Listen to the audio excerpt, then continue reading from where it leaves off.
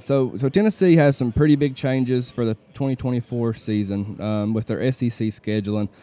I know that some of y'all are thinking, why are you talking about 2024? But it's a big change. It's a big change, and for the ones that keep up with it, like the little details and the factors, and to make it into the playoffs and kind of extending the season, it is a big deal. The first main factor is the Tennessee-Alabama rival stays the same. We may not get the third week of October. I hope we do, but at least we have the game. It's a lot to comprehend. I mean, it's an all new, pretty much college football starting next year. SEC is going to one solid division. It's going to be tough winning a SEC championship with one solid division. No more East and no more West. I'm not really a fan of it, but I understand it. But yeah, I mean, I love that we're keeping the rival. This one has to stay, in my opinion. Just the tradition to this rival has to stick. The second, you're talking about Alabama, wasn't yeah. you? Okay. For Alabama being third Saturday in October, if it is not third Saturday in October,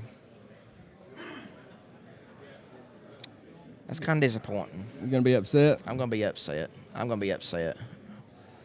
Yeah, I want to keep it third week, but at least we got it, at least. But I do agree. We have to play Alabama every year. Like, Alabama is one of the teams, and we will talk about the rest coming up, but they are one of the teams that is a legit rivalry game. And there's so many Alabama fans in the state of Tennessee that I just want to beat their ass. You know what I mean? Facebook's gonna put us. I'm just kidding. So the second big thing is Coach Heupel. He's going to return to his alma mater, a place he played at, a place he won a national championship at, a place that he was a Heisman Trophy runner-up at. He went back to coach for a stint. This matchup is going to be massive when Tennessee goes to Oklahoma. I can't wait to go to Oklahoma. Just show them what an SEC party is, like a Tennessee SEC party is. And Oklahoma does not know what to expect. But I will say this game's been a pretty good while in the making, because we played them back-to-back years, 2014, 2015. Yeah. Lost both times, but heartbreaking losses, but we wanted more as a fan base. Like, we felt like, and I felt like, we could actually beat Oklahoma at that time if we was given another chance. In 2015, we really just screwed that whole game up. Yeah. That was. So, I'm still not over that one. So this is almost on the board of a rivalry game. Mm-hmm. I'm excited for it. Coach Heupel adds a lot to it. So. Yeah, I think it's huge. Like you said, looks like we're going to Norman, Oklahoma. It'd be a fun trip. Coach Talk says, one game at a time, but you can't tell me that a competitive person like Josh Heupel does not have this game scheduled already. And it's going to be, he got fired at Oklahoma as a coach, and he was basically the fall guy for Stoops. So, there's a lot of bad blood there. To me, it's going to be fun seeing Hype and Nico win in Norman, Oklahoma. The next change is Tennessee's going to add Arkansas to the schedule. It will be a road game for the Vols. I'm okay with Arkansas. I'll be honest. I accept Arkansas more than I do South Carolina. Arkansas seems more of a fit than South Carolina's always been just a weird game to me. In a way, just late in the season, it's South Carolina. It's recently kind of become a rival. It recently has, but you know what I mean. Oh, I know. Growing up as a kid, it's like, we're playing South Carolina this week. Until Spurrier went there, to me, it really didn't mean anything, but it was sweet. Even when he was there, I don't know. To me, it was sweet when Spurrier was there, just because, we basically sent him into retirement. I never had the feel for any South Carolina game, even when Spurrier was there. It's one thing's for sure. There's going to be a lot of feelings when they come to Neyland this year. Oh, that's gonna be a wild game this year. Probably the second biggest party in Neyland and Knoxville that night's going to be South Carolina. Yeah, I like the Tennessee Arkansas game. It kind of used to be like a little bit of a rival, back in the day. Arkansas had some really good teams. I like Coach Pittman. I think the worst part about this is just having to travel west, but I'm all for it. The Florida rival continues per usual. I'm glad. Just like Alabama, Florida is when you think of Tennessee football, you think of 3 teams, and there's Alabama and then there's Florida. Yeah, I'm not like super surprised, but just a little surprised. I thought that we was going to lose this one. Just a feeling, but I'm good with it. Let's beat up on them while they're down. It's time for Tennessee to start their own streak. What's all them Florida fans? Real quick, where's all them Florida fans? All you Florida fans out there, like 5, 6, 7, 9, 10 years ago, like I love Florida. They're the greatest thing of all time. And then Sorry, technical difficulties. But Where are you at, Robin Shelton? But all them Florida fans, everybody was a Florida fan there forever. Yeah. And you don't hear nobody be a Florida fan now because they jumped off the bandwagon, jumped somebody else. And a lot of them jumped over to Tennessee. They're like, I'm a new Tennessee fan. He's calling you out, Spanky. Where is Spanky? Yeah, I heard he's getting married this weekend. I heard he was in jail. I heard he's having a baby this weekend. Oh, Spanky, you doing all kinds of things this weekend. He's a jack of all trades. Tennessee and Georgia, a topic we kind of disagree on. It's a game I definitely thought we would lose, but it's still in play. I'm glad we still got Georgia, just because, I mean, when it comes to the college football playoffs and the rankings at the end of the season, if we compete with Georgia and we lose, I mean, if we're very close, we're going to be in the topic conversation. If we beat Georgia, definitely. We want to beat the big pair teams to show that we deserve to be in the conversation to go to the college football playoff. That's the way I see it. Now, when you get injured and you go through them, like you got to play Georgia, Alabama, and all these teams in order, I understand. But I'd rather play Georgia knowing I have a better resume when it comes down to at the end of the season than not. Yeah, I mean, like, I really didn't care which one we lost, but from like an analyst type view, I don't know. I just kind of want what's best for the team. I want to stay healthy. You've got, the Ohio States and even Georgia the last few years. They don't play anybody, and then they're fresh, they're ready to go. From a fan standpoint, yeah, I mean, I want all the big games they'll throw at me. I don't know. I just want to stay healthy, and I'm just sick of us getting beat up all year. And then, like last year, we were playing walk-ons against Alabama. I mean, they got the job done, but Tennessee should not have to do that. I don't know if Tennessee, like if we wasn't going to a 12-game playoff, I would probably be very upset. But with Georgia on the schedule, Tennessee can still go to the playoffs, with it going to a 12-team. But I'll tell you who don't care, though. That's Josh Heupel. Yeah. He don't care. Put whoever in front of him. He's strap him up, baby, and beat the vacuum cleaner in Georgia. We got some TikTok. Got some comment. Ride or die, Florida. Ride or die, Florida. Well, I mean, if you're a legit Florida fan and you've stuck with them, I will respect that. Mm-hmm. But it's just to the people that just like goes from team to team to team to team. That aggravates me so much, and that's for any sport. Jamie says Mud Dog is gonna kick some names and take some ass. Waterboy quote. I watched that movie the other day. Kimberly says South Carolina became a rival when Spurrier showed up there, and I agree with that. That's whenever I really started caring about it, just because I loved getting to beat Spurrier. But the next change, Tennessee adds Mississippi State to the schedule. The Bulldogs come to Neyland. I like Mississippi State. I ain't got much to say about it. I mean, they're going to come to Neyland. We got to be censored on Facebook, so. but we're gonna beat that butt. Yeah, it's a good change. I wish Mike Leach was there though. Imagine the offensive showdown between Josh Heupel and Mike Leach. Yes, Mike Leach. No, they were very good friends. Leach coached Heupel at Oklahoma. I don't know. The greats always leave us too soon, so I don't know. But I do like the Mississippi State matchup. Tennessee and Kentucky, the rival stays the same. The invisible beer barrel continues. We need that thing back. We need that thing back. Yeah, we need it back. It should have been kept, but I did see where Kroger Field is selling alcohol this year. Are they really? They are, so maybe Georgia's still behind on the times. Georgia is very behind. I'll tell you who's got all the times caught up, and that's Missouri. If you ever go to a Missouri football game up in Missouri, you don't even have to go and stand in line to order a beer. You scan a QR code, you pay with your phone, and you walk up and you tell them your name and show them your phone. They hand you a beer to you. Is that just because they don't have any fans, or is their system just that good? Both. Both. I mean, I love it. Tennessee needs to adopt something like that, honestly. I'm tired of standing in beer line for 30 minutes. Tennessee, South Carolina, kind of talked about that already, but it's going to end in 2024.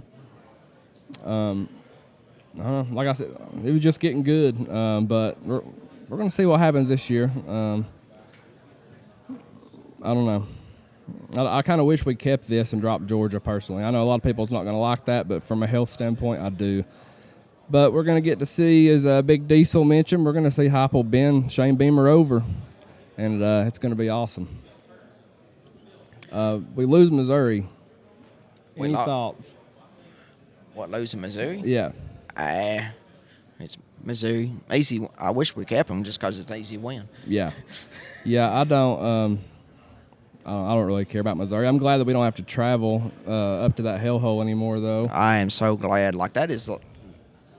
nobody understands what it's like going to Missouri until you go to Missouri for a Tennessee football game. And you go, like, state to state to state to state with the interstate. It's like, what are we doing over here?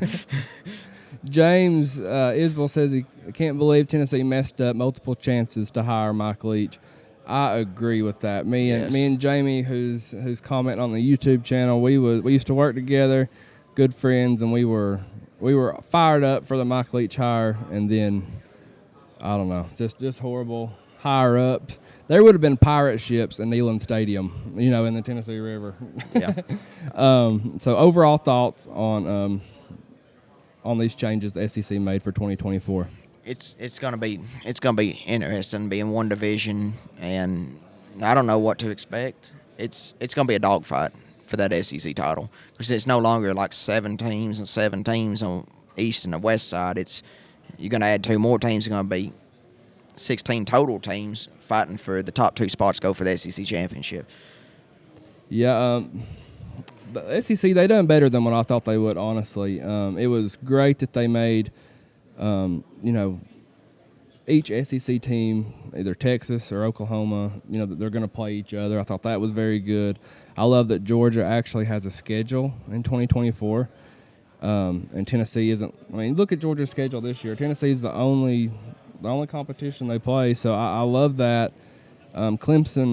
Georgia also plays Clemson in 2024. So do they? Yes. I didn't know that. that. So bring it on. I hope that the Kirby train's about to die.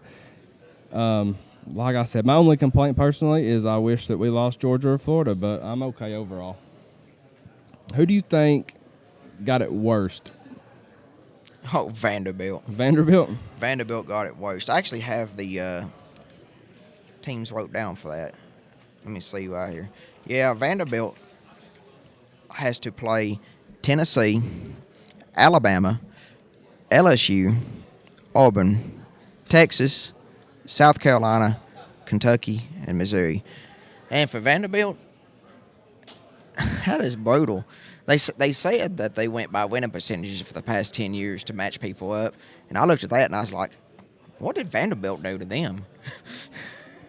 Yeah, that's kind of – I got Vandy on my list. I think Bama got it really bad. Auburn and Georgia, they do come to their place. And they got Missouri and USC Junior, which really don't matter. But they've got to go on the road to LSU. They've got to go on the road to Oklahoma. They've got to go on the road to Tennessee. And they've got basically a home game with Vanderbilt. I thought that was notable, but not just from an SEC standpoint, but, like pure SEC games, but from an overall standpoint, Florida in 2024 has the worst schedule of anybody. And because, all right, Kentucky comes to their place, LSU comes to their place, Ole Miss comes to their place, Texas A&M comes to their place. They go to Mississippi State. They have to go to Georgia. They have to come to Neyland Stadium. And they have to go to Texas. Aside from that, they've got Miami. They've got UCF, which is no joke. UCF's a great football team. And then they've got Florida State. So the only easy game for Florida in 2024 is Sanford. Like Sanford, Georgia? Yeah. The Bulldogs. The real Bulldogs. Man, 2024 will be Billy Napier's last season in Gainesville. Mark it down. He might not even make it all the way through 2024. I don't know if he makes it through this year, the way it's looking. I don't either. So, who do you think got the easiest schedule? I put Arkansas. But it was tough making the easiest schedule because SEC did make it fair.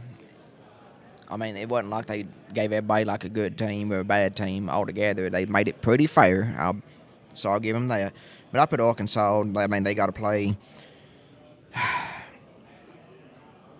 Texas A&M, Missouri, Mississippi State, Ole Miss, Arkansas, Auburn, Tennessee. At the moment, some mid teams, but by this time next year, it could be completely different for Auburn because Auburn's always an up and down team. You don't know. Auburn may be trash this year. Next year, they may be the best team ever. Right. Yeah, I think for me, Texas A&M got by the easiest. They play Missouri, they play Texas, Arkansas, and LSU at home. They go to Auburn, they go to Florida. They go to Mississippi State, and they go to South Carolina. So there's no Bama, there's no Georgia, there's no Tennessee. To me, that's not bad at all. I think somebody might have bought some stock in Jimbo Fisher or something. Poor old Jimbo. Does Jimbo make it at the end of the season? Like at the end of the year, does he got a job next year? It depends if that oil money, if some of them people want to come off some of that and buy him out, I guess. I don't know. I know he's under this massive contract, but he is tanking so bad. They definitely helped Jimbo out, in my opinion, by giving him this 2024 schedule. Check the comments. Jamie, I really want to read that comment on YouTube, but Facebook will get me in trouble for reading that. Mr. Jones, go Vols. Thank you for the comment. Anything on TikTok? Colin said we choked our season away. We did do that. We did do that against South Carolina. I ain't going to say nothing about that, but we still went 11-2, which is the best season we've had Tennessee football since we won the championship in 1998. Yep, year two coach, Josh Heupel. I mean, yeah, what could have been is crazy to think that year two we're in the college football playoff, but I'll take it. If you had talked to me 3-4 years ago, like any time in the past 15 years, like 11-2 season, like that's a dream. Yeah. And it's been a hard, long process, but we are finally getting to what we need to be. Yeah, I agree. It's time for another short break. When we get back, we're going to talk about our live giveaways again. We're going to talk about the trivia questions for our listeners on here. We're going to do a raffle giveaway for the people who you're coming by to see us here at the Smoky Mountain Sports Showcase in Pigeon Forge. We'll be right back. Hey, y'all, it's the Vol Daddy. We're doing a huge giveaway for the season opener in Nashville versus Virginia. A pair of tickets, 4 rows off the field. All you have to do is join up for the volunteer club. You should already be a member, but here's your chance to join and win some tickets at the same time. The higher membership you get, the more entries you're going to get to win the tickets. Refer a friend, I'll double your chances to win. We will do the giveaway live on our show. Remember, you have to use my link. Screenshot that QR code or get on my Facebook, my TikTok, my Instagram, whatever. Join today. Go Vols. Trident Hydro Clean, your exterior home cleaning professionals, house, roof, driveway, concrete, gutters, and much more. Trident Hydro Clean, 865-363-8815. They've been in business for 5 years, and they have a 5-star Google rating and a 5-star Facebook rating. Call Jacob today. Give your house, driveway, and or patio the care it deserves.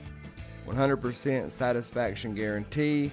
See the difference between a professional and amateur cleaning. That's 865-363-8815.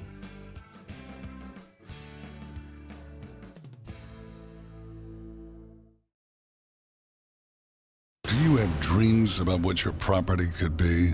Whether it's driveways, ponds, septic, new home construction, or even forestry mulching, let us earn your business and make your property dreams come true. Call Premier Excavation at 865-766-9408. You can also find us on Facebook or Instagram. Thank you for supporting small businesses that support you. Again, that's Premier Excavation at 865-766-9408. Ladies and gentlemen, it's your man here, the Spank. Like myself, D&M Fencing are the best in the business today. They can install wood, chain link, vinyl, picket, composed metal, barbed wire, heck, bring them bamboo sticks, and they can install them things for you too. D&M Fencing, do it right the first time. Their numbers are 865-435-4515 or 865-387-1026. Give my friend Ted a call today. That's D&M Fencing.